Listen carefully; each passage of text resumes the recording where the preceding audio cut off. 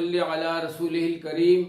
اعوذ باللہ من الشیطان الرجیم بسم اللہ الرحمن الرحیم۔ میرے پیارے بھائیوں، بزرگوں، دوستوں اور پیاری بہنوں، السلام علیکم ورحمۃ اللہ وبرکاتہ۔ سدا خوش اور آباد رہیں اور ہر قسم کے دکھ درد سے دور رہیں۔ آج کی اس مختصر سی ویڈیو میں ایک بہت ہی اہم ٹاپک پہ بات کرنے والا ہوں۔ یہ ٹاپک جو ہے یہ ہمارے لیے ہر قسم کی مشکل راہیں کھولنے والا ہے۔ یہ ٹاپک جو ہے ہمارے رزق میں، ہماری زندگی میں، ہمارے کاروبار میں برکت ڈالنے والا ہے۔ یہ ٹاپک جو ہے ہمیں رشتہ داروں کے قریب کرنے والا ہے۔ یہ ٹاپک جو ہے میرے بھائیوں، بزرگوں، دوستوں، اللہ سبحانہ تعالیٰ کی خوشنودی کا ذریعہ ہے، اللہ تعالیٰ کے قرب کا ذریعہ ہے۔ تو جو لوگ اس ٹاپک کے مطابق زندگی گزارنے کی کوشش کریں گے، اللہ تعالیٰ ان کو کبھی بھی خراب نہیں کرے گا، خراب بھی کمزور نہیں ہونے دے گا اور ان کو ہلاک نہیں ہونے دے گا۔ میرے بھائیوں، بزرگوں، دوستوں، بہت ہی اچھا عمل ہے۔ اس عمل کے لیے اللہ کریم نے اپنے پیارے پیغمبر حضرت محمد صلی اللہ علیہ وسلم کو بھی، میرے بھائی بزرگوں، دوستوں، اس سے بھی کہا تھا کہ اے میرے پیغمبر، اے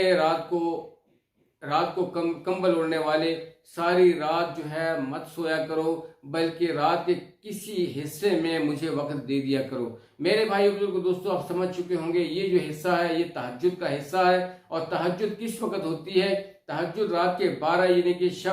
آدھی شب کے بعد جو ٹائم ہوتا ہے، یعنی رات کے 12 بجے، یہ چونکہ آدھی رات کی شب کی آدھی رات ہوتی ہے، آدھا ٹائم ہوتا ہے، اس کے بعد فجر اور اس کے بیچ میں جو وقت ہوتا ہے اس کو تہجد کہا جاتا ہے، تہجد کا وقت۔ لیکن بہترین وقت جو ہے عام روٹین میں، چاہے گرمی میں ہو یا سردیوں میں ہو، تو یہ 2:30 بجے، 2 بجے، 2:30 بجے، 3 بجے۔ سردیوں میں 3 بجے، 3:30 بجے، 3 بجے بہت بیسٹ ٹائم ہے، اور گرمیوں میں یہ 2 بجے، تقریباً 2-2:30 بجے، کیونکہ اس کے بعد پھر راتیں چھوٹی ہوتی ہیں اور پھر جو ہے طلوع صبح ہو جاتی ہے، تو میرے صبح صادق ہو جاتی ہے۔ تو میرے بھائیوں، بزرگوں، دوستوں، یہ جو عمل ہے یہ بہت ہی بہترین عمل ہے۔ آپ صلی اللہ علیہ وسلم کو اللہ نے فرمایا کہ رات کے کسی حصے میں مجھے یاد کر لیا کرو۔ کیوں فرمایا کہ اے میرے پیغمبر علیہ السلام، دنیا کے سارے کام دن کو ہوتے ہیں، اور آپ لوگ چونکہ دنیا کے کام کے ساتھ ساتھ، نبوت کے کام کے ساتھ ساتھ، نبوت کے کام کے ساتھ ساتھ آپ دنیا کے اور بھی جو آپ کے جو مسائل ہوتے ہیں ان میں بھی آپ مصروف ہوتے ہو اور میری عبادت بھی کرتے ہو، لیکن رات کا کچھ حصہ نکال کے میری عبادت کر لیا کرو۔ حالانکہ آپ صلی اللہ علیہ وسلم بخشائے تھے۔ یہ اشارہ کس طرف تھا؟ یہ اشارہ آپ صلی اللہ علیہ وسلم کو تو اللہ تعالیٰ نے قرآن میں بیان فرمایا، ان کو مخاطب کیا، لیکن اصل مقصد قیامت تک آنے والے انسان کو اس مبارک عمل سے آگاہ کرنا تھا کہ قیامت تک آنے والا مومن جو ہے، مسلمان جو ہے، وہ اس عمل سے فائدہ لے اور راتوں کو اٹھ کے اپنے رب سے مانگتا رہے۔ تو یہ دروازے ہمارے لیے بھی کھلے ہیں۔ آپ صلی اللہ علیہ وسلم کی سنت ہمیں بھی ملی ہے، میراث میں یہ چیز ہمیں ملی ہے، ہمیں بھی بتایا گیا ہے کہ اس عمل کو فالو کرو۔ تو رات کا جو حصہ ہوتا ہے یہ بہت ہی زیادہ پرسکون ہوتا ہے۔ اس وقت میں ایک تو بندہ ذہنی ٹینشن سے پاک ہوتا ہے، اس ٹائم پہ تلاوت بھی بہت خوب ہوتی ہے، ذکر بھی بہت خوب ہوتا ہے، نوافل بھی بہت خوب ہوتے ہیں، اور یہ بندہ اگر مراقبہ ہو جاتا ہے، اللہ سبحانہ تعالیٰ کی طرف متوجہ ہو جاتا ہے، اور یہ دین کے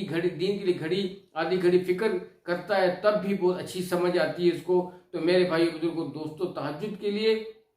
جب بھی آپ لوگ سویا کرو تو نیت کر کے سویا کرو کہ اے اللہ، یا اپنا نام لے کر کہو کہ مجھے فلانے وقت اٹھا دینا۔ اللہ پاک کی فضل و کرم سے آپ بر وقت اٹھو گے، اور میرے بھائیو بزرگوں، دوستوں، عملیات کے بعد سو جایا کرو۔ لیکن تہجد کے لیے یہ تہجد نہیں ہوتی کہ آپ ساری رات جاگیں اور کہیں کہ جی ابھی تہجد کا وقت ہو گیا، رات کے 3 بج گئے ہیں، 3 بجے تک آپ لوگ جاگے ہوئے ہیں اور پھر آپ تہجد پڑھیں، تو یہ صلاۃ اللیل میں آتے ہیں۔ اصل تہجد وہ ہے کہ آپ لوگ سو جاؤ اور سو کے اٹھو اس وقت پہ۔ تو یہ جو ہے نا بہت زیادہ قیمتی عمل ہوتا ہے کہ یہ بندہ اس پہ نیند کا غلبہ بھی ہوتا ہے، اور یہ اپنی نیند کو چھوڑ دیتا ہے سخت گرمی میں، سخت سردی میں، اور یہ اٹھ کھڑا ہو کے وضو بنا کے یا غسل کر کے اپنے رب ذوالجلال کی طرف بڑھتا ہے، اور یہ بہت دھیان کے ساتھ مصلی پہ کھڑے ہو کر، جہاں نماز پہ کھڑے ہو کر اپنے رب کی طرف مخاطب ہو کر اس کی تسبیح بیان کرتا ہے، اس کا ذکر کرتا ہے، نوافل پڑھ لیتا ہے، 2 رکعت پڑھ لیتا ہے، 4 رکعت نفل پڑھ لیتا ہے، 6 رکعت پڑھ لیتا ہے، میرے بھائی بزرگوں، دوستوں، اس کے بعد تلاوت کر لیتا ہے، ذکر اذکار کر لیتا ہے۔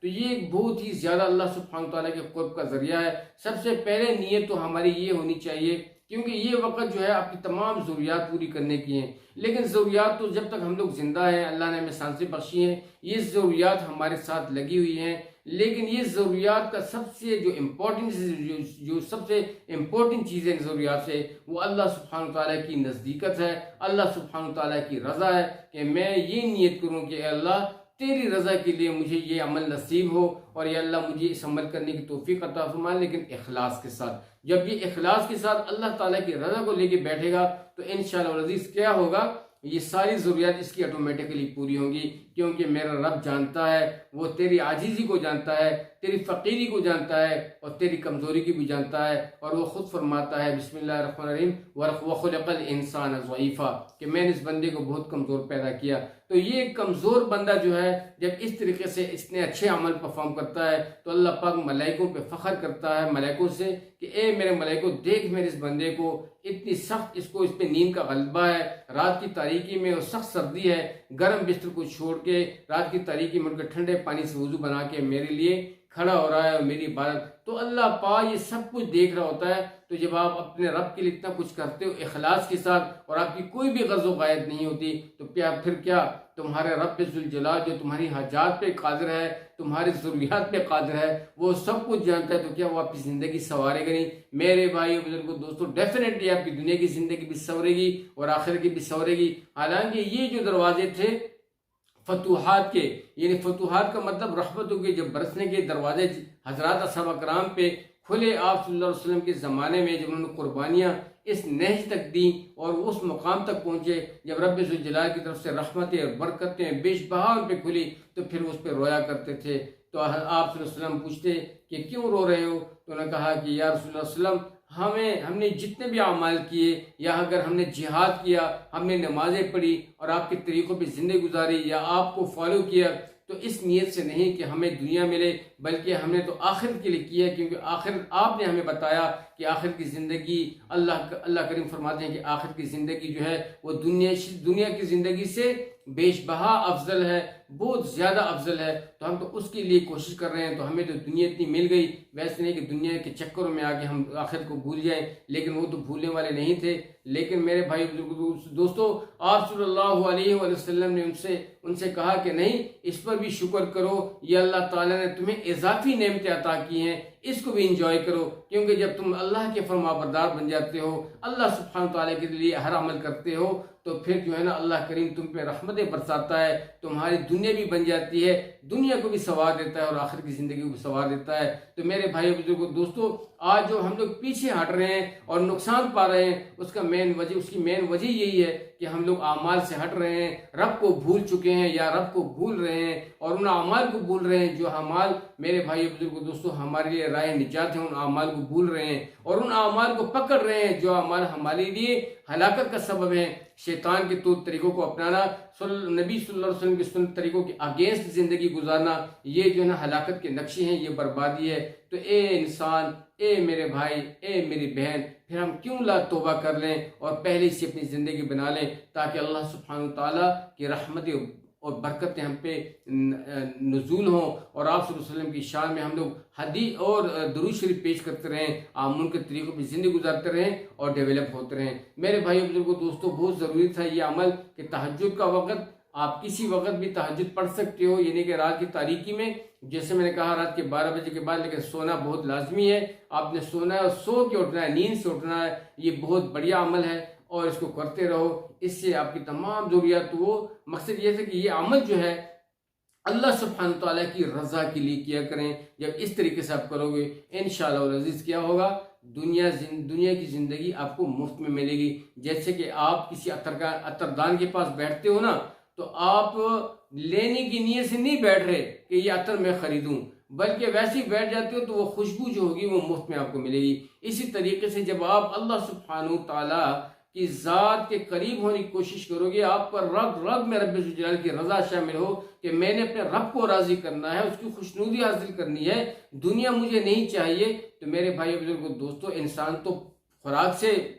پلتا ہے نا، اب مٹی سے تو نہیں پلے گا۔ تو تمہارا رب تمہاری ضروریات کو سمجھتا ہے، وہ تمہارے ڈیمانڈز کو سمجھتا ہے، تمہارے تقاضوں کو سمجھتا ہے، तुम्हारे वहम व गुमान में भी नहीं होगा, तुम्हारे लिए वो राहें खोल देगा कि आपके वहम व गुमान में भी नहीं होंगी। तो फिर क्यों ना हम लोग लेने वाले बने, जब वो दे रहा है तो फिर लेने वाले बने। उम्मीद है कि ये वीडियो आपको अच्छी लगी होगी और इस वीडियो से आपको अच्छी मालूमात तहज्जुद के बारे में मिल चुकी होंगी और आप इंशाल्लाह इस अमल को अपनी ज़िंदगी का फ्यूचर में हिस्सा बनाएंगे और बार बार पढ़ते रहेंगे। अपनी दुआओं में हमें भी याद रखिएगा, बहुत ही कीमती वक्त होता है, ज़्यादा से ज़्यादा दुआएं मांगते रहें। अल्लाह ताला आप लोगों को बहुत इज्जत और खुशियाँ दे और अल्लाह ताला आप लोगों को अपना क़ुर्ब और मोहब्बत और जो है ना अल्लाह पाक अपनी खुशनुदी नसीब फरमाए, मुझे भी और आप लोगों को भी। और जो साथी चैनल पर नए थे ज़रूर हमारे चैनल को सब्सक्राइब कीजिएगा ताकि हमारे हर आने वाली नई वीडियो का नोटिफिकेशन टाइम आप लोगों को मिलता रहे। अब तक के लिए इतना ही, अपना ढेर सारा ख्याल रखिएगा। इजाज़त चाहता हूँ। अस्सलामु अलैकुम वरहमतुल्लाहि वबरकातुहू।